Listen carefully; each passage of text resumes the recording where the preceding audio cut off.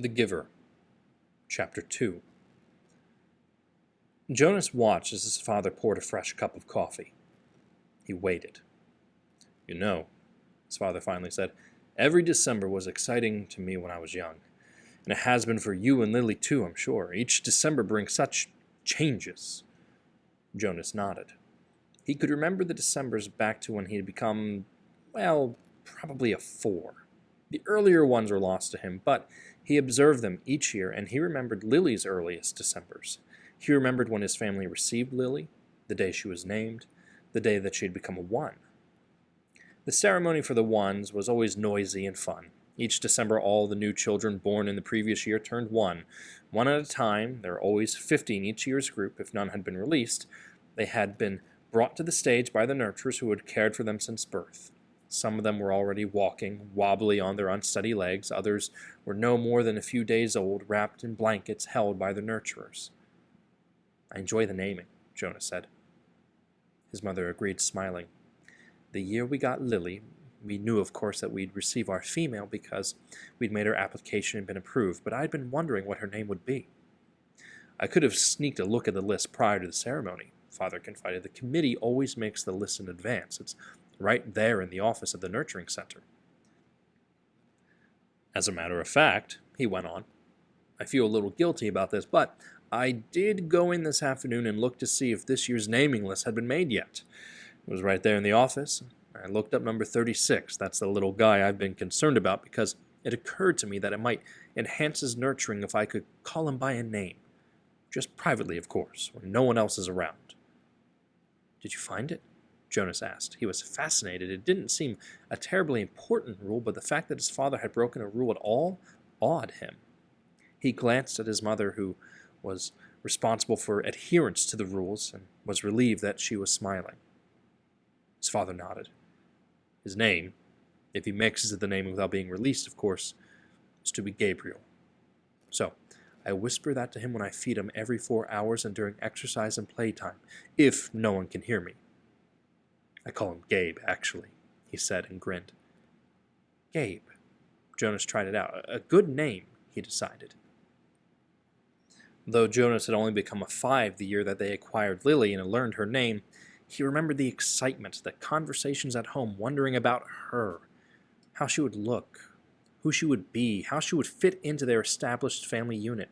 He remembered climbing the steps to the stage with his parents, his father by his side that year instead of with the nurturer, since it was the year that he would be given a new child of his own. He remembered his mother taking the new child, his sister, into her arms, while the document was read to the assembled family units. "New child 23, the namer had read, Lily." He remembered his father's look of delight, and his father had whispered, "She's one of my favorites. I was hoping for her to be the one." The crowd had clapped, and Jonas had grinned. He liked his sister's name. Lily, barely awake, had waved her small fist. Then they had stepped down to make room for the next family unit. "When I was an 11, his father now said, "as you are, Jonas, I was very impatient, waiting for the ceremony of 12. It's a long 2 days. I remember that I enjoyed the 1s, as I always do, but that I didn't pay much attention to the other ceremonies except for my sister. She became a 9 that year and got her bicycle. I'd been teaching her to ride mine, even though technically I wasn't supposed to." Jonas laughed. It was one of the few rules that was not taken very seriously and was almost always broken. The children all received their bicycles at 9. They were not allowed to ride bicycles before them, but almost always the older brothers and sisters had secretly taught the younger ones. Jonas had been thinking already about teaching Lily. There was talk about changing the rule and giving bicycles at an early age. A committee was studying the idea. When something went to a committee for study, the people always joked about it. They said that the committee members would become elders by the time the rule change was made. Rules were very hard to change. Sometimes, if it was a very important rule, unlike the one governing the age for bicycles, it would have to go eventually to the receiver for a decision. The receiver was the most important elder. Jonas had never seen him, that he knew of. Someone in a position of such importance lived and worked alone. But the committee would never bother the receiver with questions about bicycles. They would simply fret and argue about it themselves for years until the citizens forgot that it had ever gone to them for study. His father continued. So, I watched and cheered when my sister Katya became a 9 and removed her hair ribbons and got her bicycle. Father went on. Then I didn't pay much attention to the 10s and the 11s. And finally, at the end of the second day, which seemed to go on forever, it was my turn. It was the ceremony of 12. Jonas shivered. He pictured his father, who must have been a shy and quiet boy, for he was a shy and quiet man, seated with his group, waiting to be called to the stage. The ceremony of 12 was the last of the ceremonies, the most important. I remember how proud my parents looked, and my sister too. Even though she wanted to be out riding the bicycle publicly, she stopped fidgeting and was very still and attentive when my turn came. But, to be honest, Jonas, his father said, for me there was not an element of surprise that there is with your ceremony, because I was already fairly certain of what my assignment was to be. Jonas was surprised. There was no way, really, to know in advance. It was a secret selection made by the leaders of the community, the committee of elders, who took the responsibility so seriously that there were never even any jokes made about assignments. His mother seemed surprised too. How could you have known? She asked. His father smiled his gentle smile. Well, it was clear to me, and my parents later confessed that it had always been obvious to them, too, what my aptitude was. I had always loved the new children more than anything. When my friends in my age group were holding bicycle races or building toy vehicles or bridges with their construction sets, or all things I do with my friends, Jonas pointed out, and his mother nodded in agreement. I always participated, of course, because as children we must experience all those things. And I studied hard in school as you do, Jonas, but again and again, during free time, I found myself drawn to the new children. I spent almost all of my volunteer hours helping in the nurturing center. Of course, the elders knew that from their observation. Jonas nodded.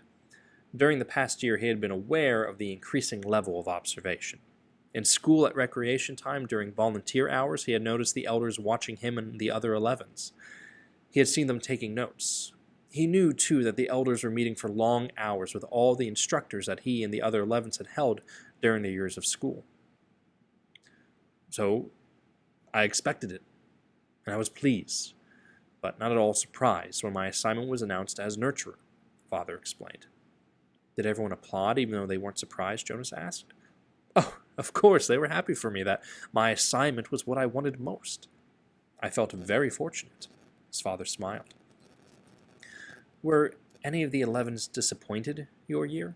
Jonas asked. Unlike his father, he had no idea what his assignment would be, but he knew that some would disappoint him. Though he respected his father's work, nurturers would not be his wish, and he didn't envy laborers at all. His father thought. No, I don't think so. Of course, the elders are so careful in their observations and selections. I think it's probably the most important job in our community, his mother commented. My friend Yoshiko was surprised by her selection as doctor, Father said, but she was thrilled. And let's see, there was Andre. I remember when we were boys, he never wanted to do physical things.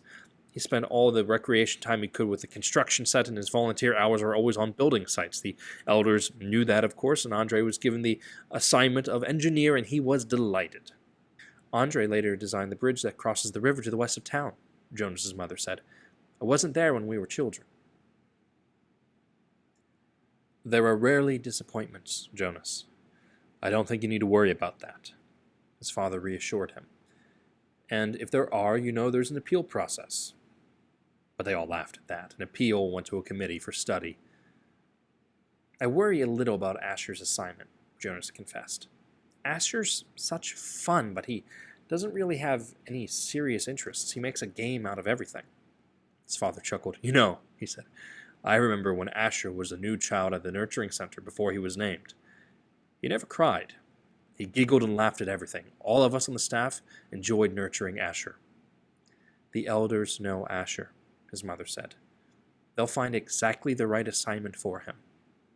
I don't think you need to worry about him, but Jonas, let me warn you about something that may not have occurred to you. I know I didn't think about it until my ceremony of 12. What's that? Well, it's the last of the ceremonies. As you know, after 12, age isn't important. Most of us even lose track of how old we are as time passes, though information is in the Hall of Open Records and we could go and look it up if we wanted to.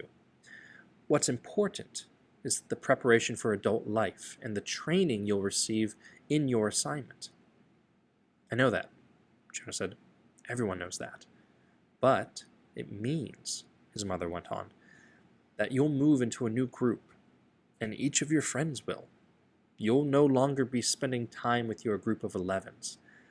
After the ceremony of 12, you'll be with your assignment group, with those in training. No more volunteer hours, no more recreation hours, so your friends will no longer be as close. Jonah shook his head. Asher and I will always be friends, he said firmly, and there will still be school. That's true, his father agreed, but what your mother said is true as well. There will be changes. Good changes, though, his mother pointed out. After my ceremony of 12, I missed my childhood recreation, but when I entered my training for law and justice, I found myself with people who shared my interests. I made friends on a new level, friends of all ages. Did you still play at all after 12? Jonas asked. Occasionally, his mother replied, but it didn't seem as important to me. I did, his father said, laughing. I still do. Every day at the nurturing center, I play bounce on the knee and peekaboo and hug the teddy. He reached over and stroked Jonas's neatly trimmed hair. Fun doesn't end when you become 12. Lily appeared, wearing her night clothes in the doorway. She gave an impatient sigh. This is certainly a very long, private conversation, she said, and there are certain people waiting for their comfort object. Lily, her mother said fondly, you're very close to being an 8, and when you're an 8, your comfort object will be taken away. It will be recycled to the younger children. You should be starting to go off to sleep without it. But her father had already gone to the shelf and taken down the stuffed elephant which was kept there. Many of the comfort objects, like Lily's, were soft, stuffed, imaginary creatures. Jonas's had been called a bear. Here you go, Lily Billy, he said. I'll come help you remove your hair ribbons. Jonas and his mother rolled their eyes, yet they watched affectionately as Lily and her father headed into her sleeping room with the stuffed elephant that had been given to her as a comfort object when she was born. His mother moved to her big desk and opened her briefcase. Her work never seemed to end, even when she was home in the evening. Jonas went to his own desk and began to sort through his school papers for the evening's assignment, but his mind was still on December and the coming ceremony. Though he had been reassured by the talk with his parents, he hadn't the slightest idea what assignment the elders would be selecting for his future, or how he might feel about it when the day came.